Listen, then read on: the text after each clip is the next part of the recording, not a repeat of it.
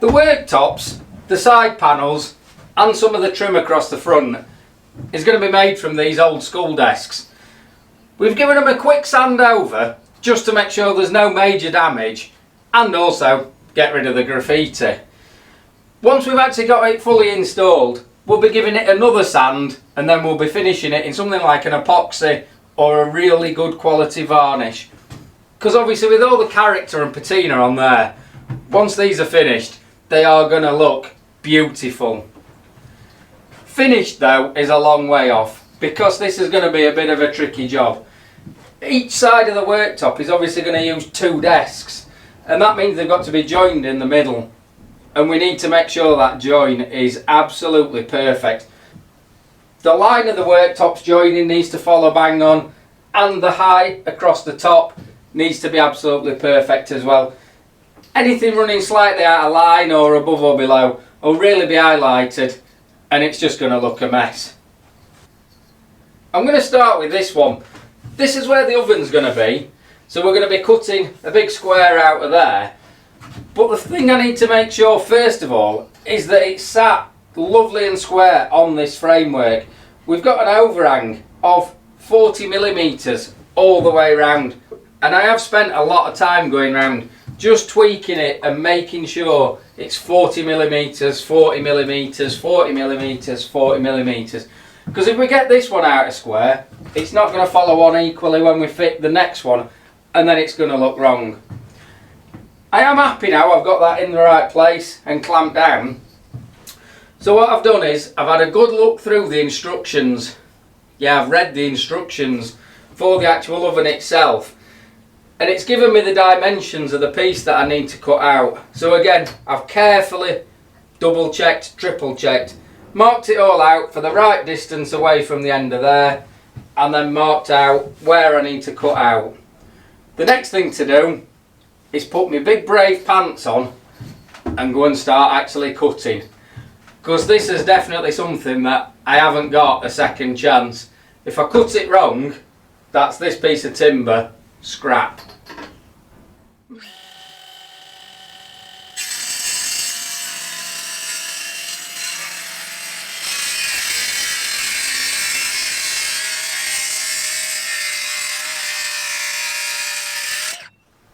That's got it sat back in place and we have got a few bits we need to do obviously before we can test fit the oven.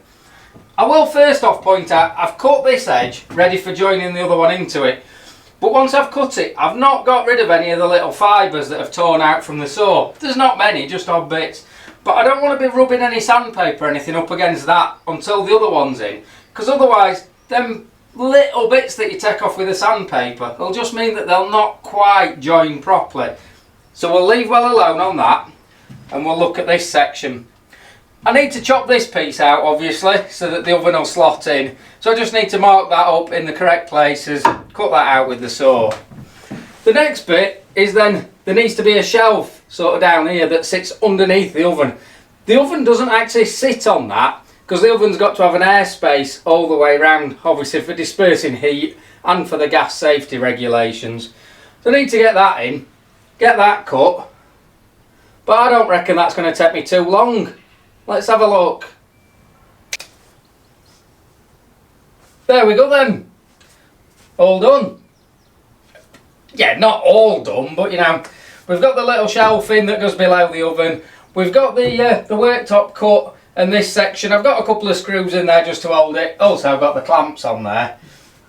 Next job then is to cut this section of worktop, which I can actually cut slightly oversized because it's not going to actually want to go right up to that back wall. Obviously we need to put some framework in and some insulation against that back wall. So it's going to stand a couple of inches off that anyway. So if I cut it more or less to that size to start with, then if I need to jiggle about and get that edge perfect to join up to that, I've got that little bit of wriggle room. That's the plan. Let's see how it goes. That's the far section cut then, and just rested roughly into place. As I say, it's slightly oversized at the moment because it doesn't need to go as far back as that. But being oversized means that I can have a little play with this joint if I need to. And although looking at it at the moment, it actually looks terrible because there's a big step there. The important piece is how that line joins up straight down the middle, and that's pretty good and straight. I'm pretty happy with that. The reason it's got the step at the minute is because there's now timber underneath as part of the framework supporting it all. So I think if we get a piece of timber cut for that, get that piece of framework in, and then we can have a look at popping it back in place and seeing just how it goes. But initial reaction is, I don't think that's going to need much fettling. Now I've got that central support in place and I've dropped this board back in loosely, you can see just how much of a cupping there is on this board, which I'm not too concerned about, because when it comes to actually fastening it in place, obviously I'll clamp it down each side, get the screws in, and that'll hold it. The only slight issue I have got is once it's all lined up so that edge is flush, which obviously it needs to be, so the edge there runs all the way down nice and level, it's pulling this joint open. There's about a 2 or 3 millimetre gap at the moment there where it's flush up to there. So in effect I've got to recut this angle and just take it back ever so slightly. But what I'll do for that is I'll actually take a complete pass off, because if you just try starting from nothing there and just taking a couple of mil off there, you can never really get it accurate enough. Or put it this way, with the tools and the setup I've got here, I can't get it accurate enough doing it that way. So if I step it back and start maybe half a centimetre in there, and then obviously it'll be sort of 7 millimetres in there, that'll then bring it nicely into line just how we want it. This is why I've left the board long to start with, because if I'm just having to do little adjustments here, obviously if I cut it to basically the right length straight away, I'm then eating into that length. It's all part of the planning. So I do plan some things, like planning putting the kettle on. This is where I could have done with a cameraman really. Someone following me about so that you could have seen me cut that, but in effect, like I said, just cut about 3 millimetres from that end more than this end, and that now fits lovely and snug. If I put the level on there, that follows beautifully. So that is now all running perfectly in line, which equally when I do this side, that means the gap down the middle will stay perfectly in line. Only thing left to do on this board then before I actually fit it is to cut it to length. Like I said, there's going to be about 50 millimetres or 2 inches at the back here that's going to be took up with boarding and insulation. So I just need to measure from each end and cut it to the right length so that'll sit in nice and snug. I'm not sure if I'm more impressed with my brew or with how this is turning out, because now I've got that finely trimmed up and got it clamped in place, that is fitting pretty much bang on. Nice tight joint down there, and as we saw earlier, that's running lovely and perfect in line. What more could we ask for? So now I'm going to take these clamps off, pre-drill all the sections of the main frame that we need to, get some screws set up in there, and then I'm going to get that really good tight bond glue and put a good dollop in that edge before we put it all in, screw it all in place, and then we can leave that to set overnight while I do that one. Before I glue it and screw it, I've decided to add a biscuit joint just at the front here. Basically a biscuit joint is where this machine cuts a slot into the edge of the worktop on both sides, and then you use a piece of timber, in effect that's the biscuit, to hold those in place, and that stops the 2 pieces flexing either way, just to make sure that over time this front edge doesn't ride up more on one side than the other and end up splitting the joint where we've connected them worktops. These are quite interesting machines. Some sort of joiners love them and use them on loads of projects. Others think that they're a bit pointless and you should use other kind of joints. So we will perhaps look at that in a bit more detail as we do all the facing up, because I'll definitely be using this machine for those. So I'm not going to go into too much detail on it now because we've got plenty to do. So I'll crack on, we'll get it glued and screwed up and we can see where we are.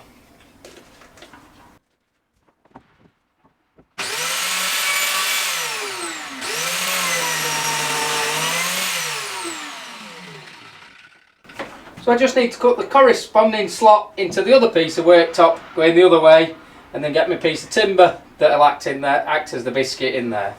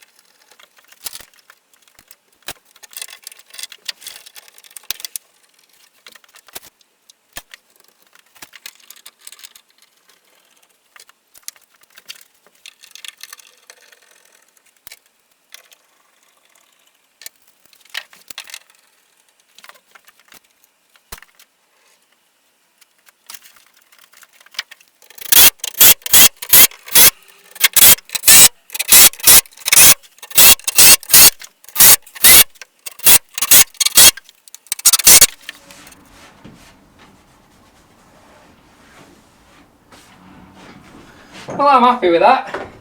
That's all nice and secure. Plenty of glue in that joint. Most of the excess wiped off. And obviously, when we come to give it its sand over, that'll clean it up. The slightly disappointing thing is, this is where the sink's going. So 90% of that joint I've just spent all that time making sure we're bang right. You'll not even see anyway. But I suppose that's life. Time to do this side then. Bit more straightforward, as there's no cutouts for hobs or even sinks. Couple of hours down the line then, and I've got this side in as well. Fitted exactly the same as I did that side. Same glue, screws, etc. And it's gone together alright. Pretty happy with that. I must say, I think I forgot to mention these. One of my little bargains. Spotted these for sale on Facebook Marketplace and I bought 18 of them for 30 quid. And to be honest, I think I'd have really struggled to do this without them. Certainly not using the Amazon clamps that I've got. They've certainly earned the money already. We're now jumping forward to the following day, and there's a couple of issues that have cropped up. First one being, that sink that we were going to fit there, we can't. Basically, although it fits widthways and lengthways in there, because of where the framework is underneath, it'll not actually sit in without us having to chop major sections of this framework out. Perhaps a little bit of an oversight on my point, that obviously all I've done is took into account what length and width we were working to and not where the actual framework was underneath. Long and short of it is, we're back to the drawing board on the sink. We need to find a different one. Then the other thing that we need to deal with is, after I put the camera equipment away last night, I thought, oh, I'll just run a little bit of glue into these joints. Obviously we glued them up when we fitted it, but I just thought I'd get a little bit extra in just to fill any tiny gaps or anything that have appeared. So I just smeared it in there. So we're just going to give it a quick sand over, and that will also bring up the levels where it's just stepped ever so slightly, and that should just finish that off nicely. So that's first job. We'll crack on with that and we'll have a look what's next.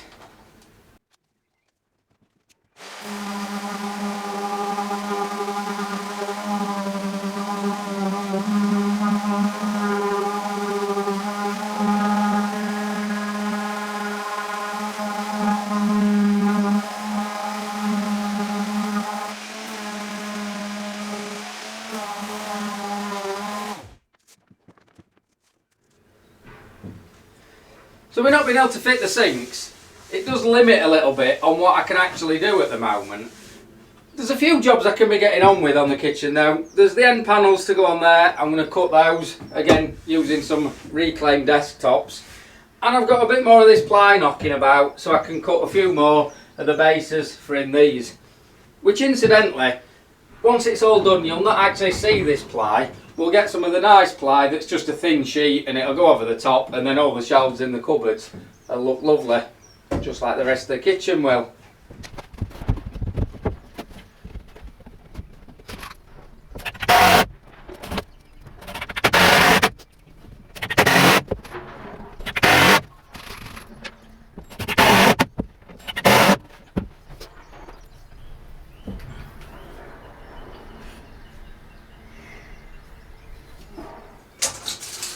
What I'm doing then is I'm making a template of this shape here, because I don't want to risk wasting any of these desktops by cutting it wrong. So if I get a template cut out of a bit of scrap plywood, I know I'm getting the right shape before I start cutting the piece of wood I want. So first off, I've measured the height from the floor to the underside of there, and I'll cut this board to that length, and then we can mark out for this corner here.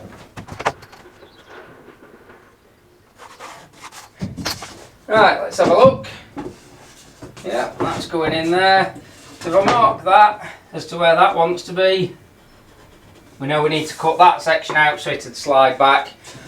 I will just say as well, the main bit that we're looking to get the right angles and everything for is just this bit down here and round there, because all these bits across the back there and right to the floor, you're not actually going to see when it's fitted, and I don't want it a really tight fit jammed in there. I'm quite happy for it to be sort of 1/4 of an inch, sort of a few millimetres just off the bottom there. And like I said, once all the things are in there, like flooring and boxing in and things, You're not going to see them anyway, so we don't need that real tight friction fit. That follows across the top, that's going to fit there. Obviously the actual desk will come to the end there, but I didn't have an off-cut of wood the right size. But yeah, I'm happy if I follow that shape on. That's got it. I might actually just make it just a fraction shorter there as well, because that is just nipping into the floor. And like I say, with this, we don't need it a real tight fit. It just wants to be sat in place. So I'll probably knock a couple of millimetres off there. Fortunately, just before I've started cutting, I've realised my error. I don't want this panel to come down here. I want it to stick out to about there. So I need to make it 2.5 centimetres wider than I'd marked out, which means that cut kind of in there, that needs to be 2.5 centimetres further across as well. Good job I realised before I started cutting, because the whole idea of this template was to make sure I didn't waste any of them school desks. Fingers crossed then, this about fits.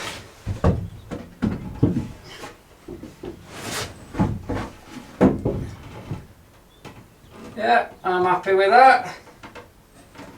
That's got a good reveal on this side. And when I hold it in place, it fits lovely across the top.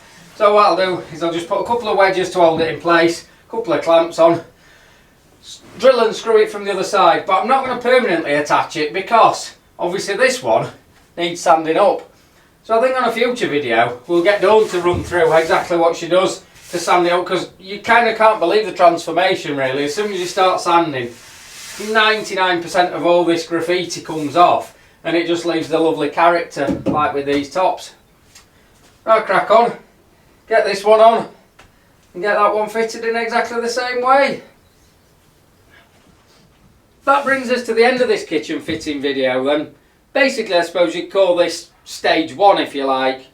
Framework's in, worktops are on and the end panels are fitted. It's now down to Dawn to give all these a good sand over and a clean up, just how she wants them, so that they're ready for the finish that we want to put on. Next time we're going to have to look at sorting this sink out. We're going to have to get one of them, getting the oven actually in place, getting the framework on the front there, making it look like a finished kitchen. But I suppose while I wait for Dawn to get these sorted, I'll have to crack on and find another job to do. Hopefully then you've liked this video. I'm sure you're already subscribed and you've dinged the little bell, which means you get notifications each time we put a video on. So thanks for watching folks. We'll see you later. Bye bye.